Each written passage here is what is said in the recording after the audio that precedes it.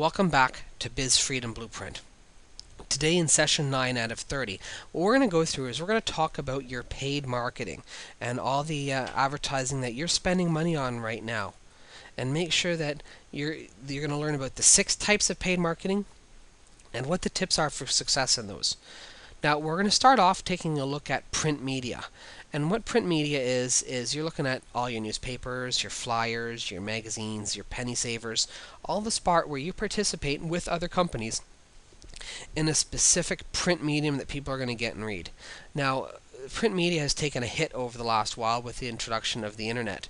But when you're looking at it, there's still a lot of readership to it. And when you take into consideration that not all people in North America are on the internet, then you realize that you cannot eliminate and not use it, because it's very specific. And what you want to take a look at when you look at print media is what is the demographic. What percentage of the people using that product are going to be your target client? Like for the newspaper, you have they'll give you subscription rates.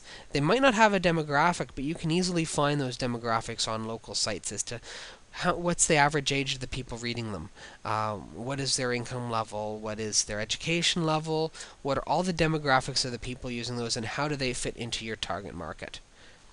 What is their subscriber base? My local newspaper here, I'm in a small town, they tell me they have 11,000 subscribers, but they also talk about how there's over 30,000 or over 40,000 readers, because they figure that out of every household that they get a few extra people reading that newspaper. Now, don't be fooled. If you're talking to somebody in your print media, ask them how many subscribers they have.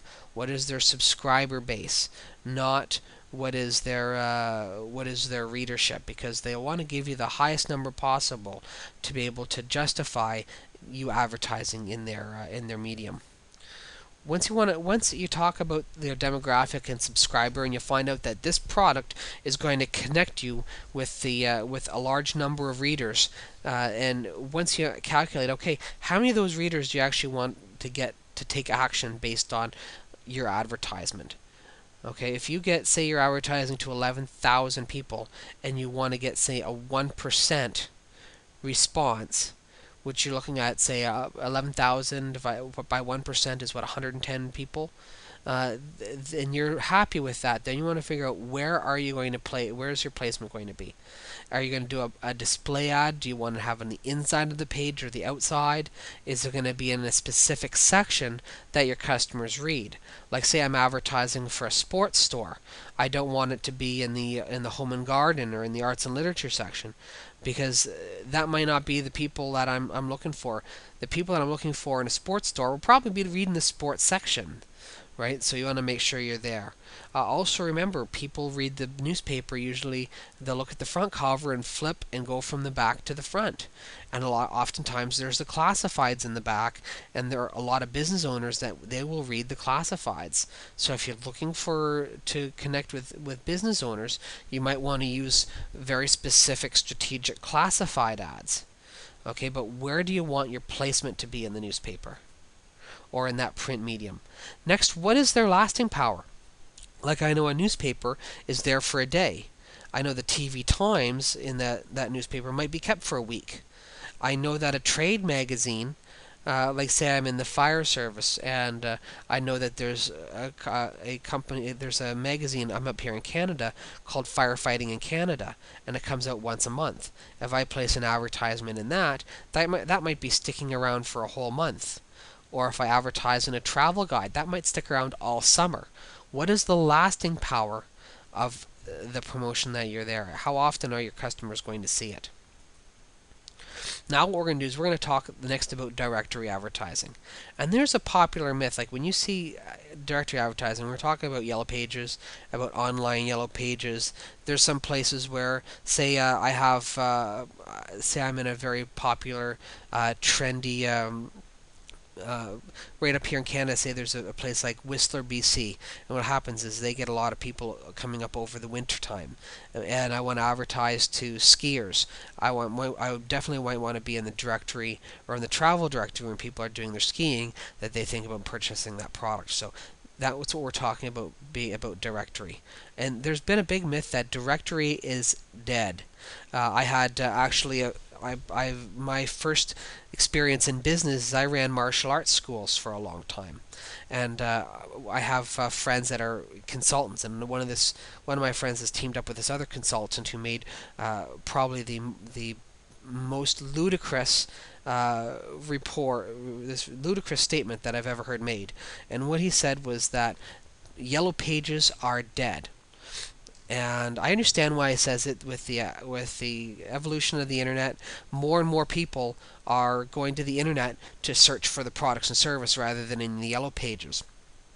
But if you look closely at statistics, and I'm going to include them in other sections, only about 70% of North Americans, and I'm only using North Americans because that's where I am. About 70% of North Americans are online or on the internet, and about 70% of those have high-speed connections. Right? So what you're talking about is at least 30% of your market isn't online. At least 30% of your customers, statistically proven, don't have the internet. So what you're doing is, by saying that Yellow Pages is dead and you shouldn't advertise in it, means that you're not placing your company, your position, in front of 1/3 of your customers.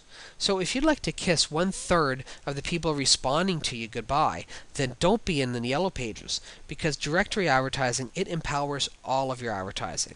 Like, say you're using agency advertising to create that emotional connection between you and your company, or even directory, like direct response, where somebody doesn't take a response right now, they might feel like it later. Right? So where are they going to go to? They might go to an online directory. They might go into their Yellow Pages, and they'll find your competitors and not you.